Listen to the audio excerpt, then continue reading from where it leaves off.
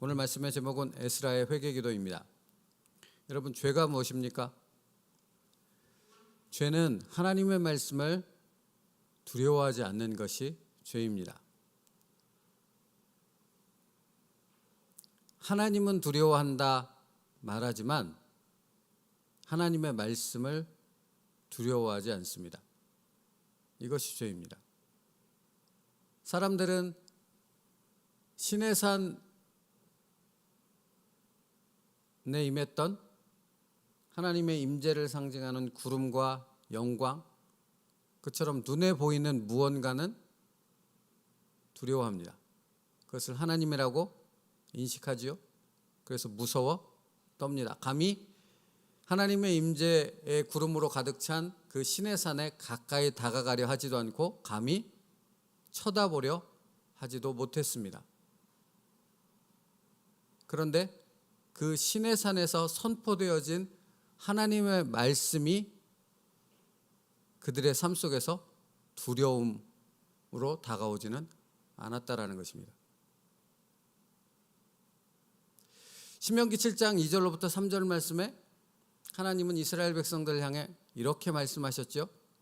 내 하나님 여호와께서 그들을 내게 넘겨 내게 치게 하시리니 그때에 너는 그것을 진멸할 것이라. 그들과 어떤 언약도 하지 말 것이요 그들을 불쌍히 여기지도 말 것이며 또 그들과 혼인하지도 말지니 내 딸을 그들의 아들에게 주지 말 것이요 그들의 딸도 내 며느리로 삼지 말 것은 이라고 말씀하셨습니다. 여러분, 우리가 알고 있듯이 이 말씀은 신명기 7장 한 번 말씀하신 부분이 아니지요. 계속해서 이스라엘 백성들에게 가나안 땅, 약속의 땅에 들어가서 거룩한 성전을 행하고 하나님의 나라를 건설해야 될 이스라엘 백성들을 향해 수없이 계속해서 말씀하셨던 하나님의 말씀입니다. 그들과 혼인하지 말지니 내 딸을 그들의 아들에게 주지 말 것이요 그들의 딸도 내 며느리로 살지 말 것이라. 삼지 말 것이니라. 이스라엘 백성에게 하나님은 가나안 족속들과의 통혼을 금하셨고 이것은 너무나 중요한 것이다 라고 계속해서 말씀하셨던 것입니다. 그런데 중요한 것은 무엇입니까? 하나님을 두려워하지 않았습니까? 아니요, 그들은 하나님을 여전히 두려워한다고 말했다니까요. 그런데 그들의 삶 속에서 이렇게 반복하여져서 계속해서 주셨던 이 하나님의 말씀은 두려워하지 않았습니다. 이스라엘 백성은 이 말씀을 계속해서 잊어버렸습니다. 그들의 머릿속에서 지우지 않았을까요? 왜 지워야 했을까요? 세상 속에서 그들이 원하는 삶의 방식을 살기 위해서는 이 말씀을 지워야지 자기들이 원하는 삶을 살 수 있었기 때문입니다. 자신들이 추구하는 삶을 살기 위해서는 이 하나님의 말씀을 그들의 생각 속에서 지우지 않으면 안 되었던 것 아니었을까요? 하나님의 말씀을 두려워하지 않는다라는 것은 무엇을 의미하는지 아십니까? 하나님을 정면으로 대적한다라는 것을 의미합니다. 이스라엘 백성이 하나님의 말씀을 두려워하지 않을 때 그들은 그들의 삶 속에서 하나님을 대적했습니다. 성경은 이스라엘 백성이 하나님의 말씀에 순종하지 않는 것을 그래서 하나님을 버렸다라고 표현하는 것입니다. 여러분, 그래서 이스라엘 백성들은 늘 말하지 않습니까? 너희가 나를 버렸도다, 너희가 나를 잊었도다 라고 하나님께서 그들에게 선포하셨을 때 그들은 이렇게 반응하죠. 제가 언제 하나님을 잊었습니까? 제가 언제 하나님을 섬기지 않았습니까? 라고 말한다는 것입니다. 그들의 생각과 하나님의 생각이 달랐던 것이 무엇입니까? 하나님은 그들의 삶 속에서 하나님의 말씀을 잊었을 때 그것을 하나님을 대적하는 것으로 받았고 하나님을 버리는 것으로 생각하셨습니다. 근데 이스라엘 백성은 달랐다라는 것입니다. 여러분, 우리가 이 말씀을 들으며 우리 자신을 한번 돌아봐야 하지 않겠습니까? 우리는 하나님을 믿지 않지 않습니다. 우리는 날마다 하나님을 믿는다 얘기하지 않습니까? 그래서 기도하는 것이고 그래서 예배하는 것이고 그래서 그리스도인이라고 말하는 것 아니겠습니까? 그런데 하나님은 묻고 있습니다. 너희가 정말 나를 두려워하느냐? 나를 두려워한다는 것은, 나를 믿는다는 것은 너희의 삶 속에서 하나님의 말씀을 두려워하고 그 말씀을 따라 순종하는 것이, 그것이 바로 진정한 믿음이라 라고 말씀하고 있는 것입니다. 그런데 이스라엘 백성은 이 부분에 대해서 하나님과 전혀 다른 생각을 갖고 있었다는 것입니다. 하나님의 말씀을 그들은 두려워하지 않았습니다. 그래서 9장에서 에스라는 회개하여 기도할 수밖에 없었던 것입니다. 무엇을? 하나님의 말씀을 두려워하지 않는 이스라엘 백성들 때문이었습니다. 외형적으로 예루살렘 성전을 재건하고 제사도 다시 회복했습니다. 솔로몬의 성전만큼은 아니지만 그래도 이전에 황폐했던 예루살렘, 무너져버렸던 성전이 아니라 다시 회복되어진 이스라엘 선민 신앙 공동체를 회복할 수 있었다라는 것을 의미하는 것입니다. 그런데 여러분, 중요한 것은 무엇입니까? 아직 그들은 영적으로 회복되지 못했다라는 것입니다. 여전히 영적으로 침체 상태에 있었던 것이고 죄악의 깊은 타락 가운데서 완전히 빠져나오지 못했다라는 사실을 보여주고 있습니다. 그 증거가 무엇입니까? 바로 이 통간의 죄입니다. 섞임의 죄입니다. 여전히 그 죄에서 벗어나오지 못했다라는 것입니다. 여러분, 주일에도 말씀드렸지만 이스라엘 백성이 성전이 무너지고 예루살렘이 무너지고 백성이 포로로 뿔뿔이 흩어져 잡혀갈 수밖에 없었던 그 근본적인 죄는 통간에 있었습니다. 섞임의 죄에 있었습니다. 그런데 이 섞임의 죄는 어디서부터 출발했는가? 하나님의 말씀을 두려워하지 않는 것에서부터 출발했다라는 것입니다. 그게 원인이었죠. 그런데 여전히 1차로 돌아와서 성전을 재건한 남유다 백성들, 그들에게 다시 또 이 섞임의 죄가 나타났다 하는 것입니다. 신명기 7장 4절에서 하나님은 왜 섞임이 안 되는가 하는 부분을 분명히 명시해서 말씀해 주고 있습니다. 신명기 7장 4절인데요. 그가 내 아들을 유혹하여 그가 여호와를 떠나고 다른 신들을 섬기게 함으로 여호와께서 너에게 진노하사 갑자기 너희를 멸하실 것입니다. 여러분, 섞이지 말라 하는 부분에서 하나님의 말씀은 끝나지 않았다니까요.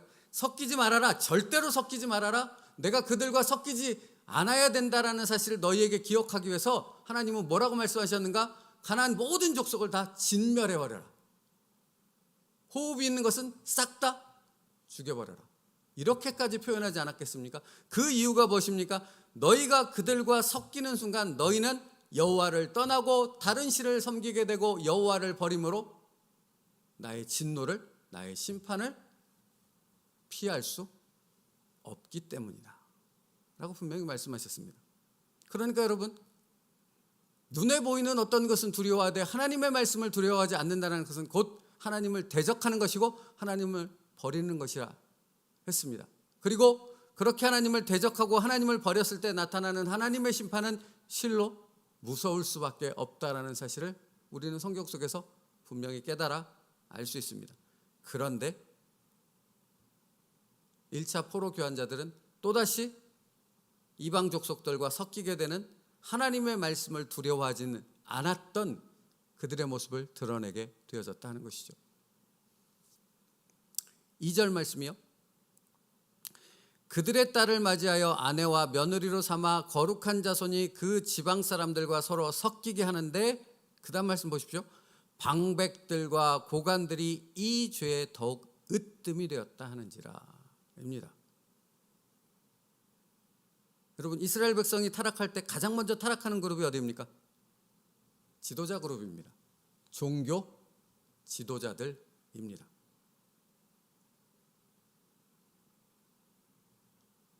그렇죠? 방백들과 고관들이 이 죄에 더욱 으뜸이 되었다 하는지라. 하나님의 말씀을 두려워하지 않는 것이 위에서부터 일어나기 시작했습니다. 전체가 다 하나님의 말씀을 두려워하지 않게 되어졌던 것이죠. 그것은 곧 하나님을 대적하는 행위로 나타나게 되어졌다 하는 것이죠. 이것이 에스라의 에스라가 회개하여 기도할 수밖에 없었던 이유입니다. 4절을 보십시오. 이에 이스라엘의 하나님의 말씀으로 말미암아 떠는 자가 사로잡혔던 이 사람들의 죄 때문에 다 내게로 모여 오더니 오더라 라고 말씀하고 있습니다. 이 말씀 무슨 말씀입니까? 앞에 방백들과 고관들이 이 죄에 더욱 으뜸이 되었다. 그러니까 1차로 돌아왔던 포로 귀환자들 중에도 전부 다 하나님의 말씀을 두려워하지 않았던 것은 아니고 그 중에도 하나님의 말씀을 두려워 떨었던 그런 사람들이 있었습니다. 그런데 그들이 자신이 가졌던 하나님 앞에서의 그 신앙, 하나님의 말씀을 두려워해야 된다 하는 그 부분에 대해서 전혀 표현할 수 없었던 것이죠. 마음에만 담아둘 수밖에 없었습니다. 왜요? 지도자들과 모든 어떤 방백들이 다 그렇게 타락하고 있었으니 감히 그 얘기를 할 수 없었던 것이죠. 그러다가 에스라가 돌아오자 에스라 앞에 모여들었습니다. 그리고 그 고민을 모두 다 털어놓게 되어졌다 하는 것이죠. 여러분, 여기서 우리가 주목해야 될 표현은 이거지 않습니까? 이에 이스라엘의 하나님의 말씀으로 말미암아 떠는 자가입니다. 이들은 무엇을 두려워했습니까? 눈에 보이는 어떤 것을 두려워했던 것이 아니라 살아계신 하나님의 말씀을 두려워했습니다. 어디서? 자신들의 삶에서. 이게 우리에게 생명과 같은 것입니다. 오늘을 살아가는 우리에게 하나님의 말씀을 두려워하지 하는 마음이, 하나님의 말씀을 두려워하는 마음이 우리에게 없다면 우리 또한 영적으로 깊은 침체 가운데 하나님을 알지 못하는 자의 삶을 살아갈 수밖에 없다라는 것이고, 내가 나의 삶 속에서 하나님의 말씀을 두려워하는 한 나는 하나님 앞에서 살아가는 은혜의 사람이, 은혜의 삶을 살아가는 사람이 될 수 있다라는 것입니다. 여러분, 오늘도 우리는 이 세상 속에서 살아갑니다. 하나님은 우리에게 무엇이라 말씀하십니까? 정결하라, 거룩하라 말씀하시죠. 무엇이 정결한 것이고 무엇이 거룩한 것이겠습니까? 무엇이 하나님을 기쁘시게 하는 것이 될 수 있겠습니까? 우리의 삶 속에서 살아계신 하나님의 말씀을 두려워하는 것입니다. 하나님의 말씀을 우리의 삶 속에서 지켜나가는 순종의 삶은, 다시 말하면 하나님의 말씀을 두려워하기에 그 말씀을 붙잡고 오늘 하루의 삶 속에서 그 말씀을 어떻게 순종할 수 있을까 하는 두려움 가운데 살아가는 것이죠. 여러분, 이 두려움은 그냥 단순한 무서움을 얘기하는 것이 아니지 않습니까? 하나님의 말씀에 담겨있는 그 거룩한 위엄과 그 하나님의 충만함 가운데 선다라는 것을 의미하는 것 아니겠습니까? 여러분, 하루 살아가는 삶 속에서 우리는 얼마나 기도하나요? 하나님의 말씀을 얼마나 봅니까? 이 기본적이고도 당연한 질문이 우리에게 중요한 이유는 무엇입니까? 우리가 기도한다는 것은 하나님을 두려워한다는 것입니다. 하나님의 위엄을 인정한다는 것입니다. 우리가 하나님의 말씀을 묵상하며 그 말씀을 붙잡고 그 말씀대로 살아가기 위해 씨름한다는 것은 살아계신 하나님을 인정한다는 것입니다. 그럼 반대는 무엇이 되겠습니까? 기도하지 않고 말씀을 보지 않는다는 것은 내가 하나님을 두려워하지 않는다는 것이고, 내가 하나님을 두려워하지 않는다는 것은 그것은 곧 지금 방백들과 고관들이 이 죄에 으뜸이 되었다 하는지라 이 사람들과 나는 결코 다르지 않다라는 것을 분명하게 보여주는 증거라는 것입니다. 사랑하는 새움누리교회 성도 여러분, 우리가 왜 기도해야 됩니까? 왜 말씀을 날마다 보아야 합니까?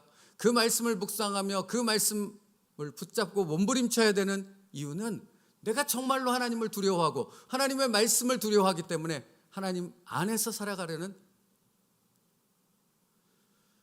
그 믿음의 순종이 있다라는 것을 보여주는 것입니다. 여러분,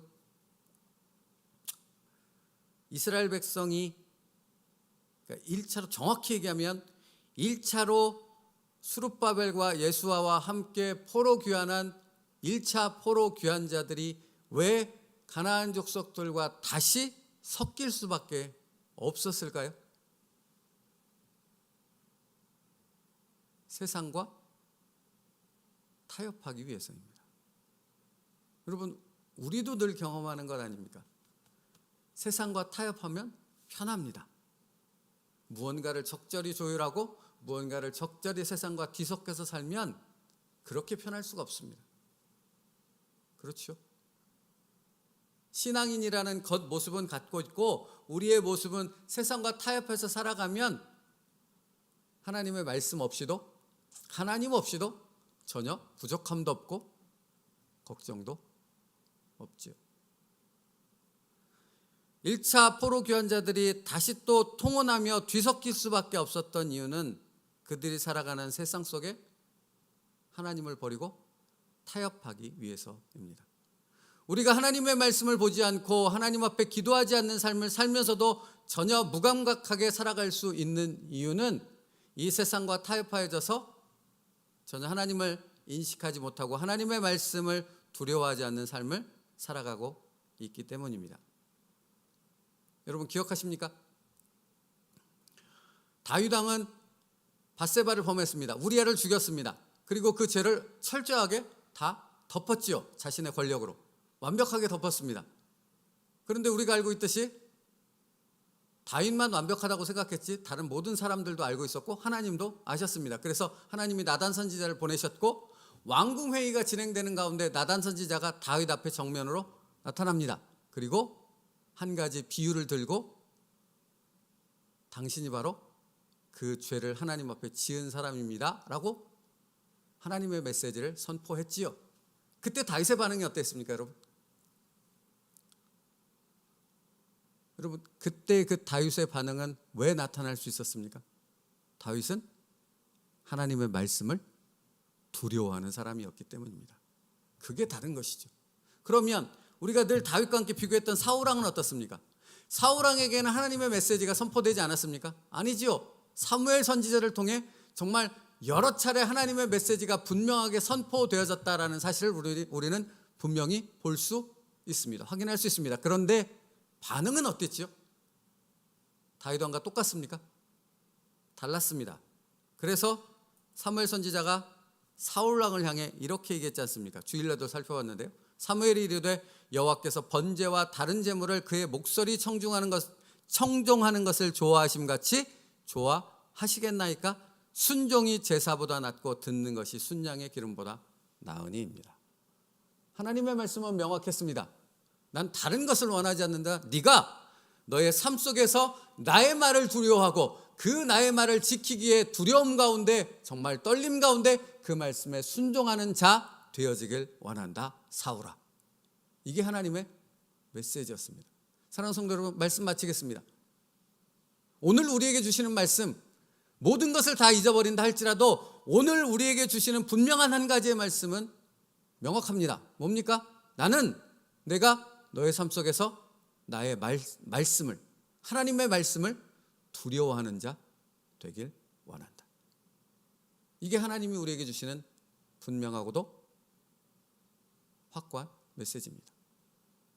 사랑하는 성도 여러분, 이 하나님의 말씀을 붙잡고 오늘 하루를 살아간다면 하나님이 여러분을 책임져 주실 것입니다. 그러나 반대도 잊지 마십시오. 여러분이 여러분의 삶 가운데서 하나님의 말씀을 두려워하지 않는다면 여러분은 하나님과 전혀 무관한 삶을 살아갈 수밖에 없다라는 것입니다. 하나님의 말씀을 두려워함으로 하나님과 동행하는 삶을 살아가는 저와 여러분 되길 원합니다.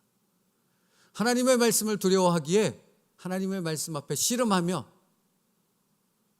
하나님, 내 뜻을 내려놓고 하나님의 뜻에 순종하겠습니다 라고 고백하며 하나님 앞에 나아갈 수 있는 믿음의 사람 될 수 있기를 간절히 바랍니다. 기도하겠습니다. 살아계신 하나님 감사합니다. 하나님, 헷갈리지 않습니다. 하나님이 주신 메시지는 분명합니다. 내가 너의 삶 속에서 살아계신 하나님의 말씀을 두려워할 수 있느냐 입니다. 하나님, 오늘 하나님의 말씀을 두려워하기에 그 하나님의 말씀을 붙잡고 하나님의 말씀에 순종하기에 몸부림칠 수 있는 저희들 되게 하여 주옵소서.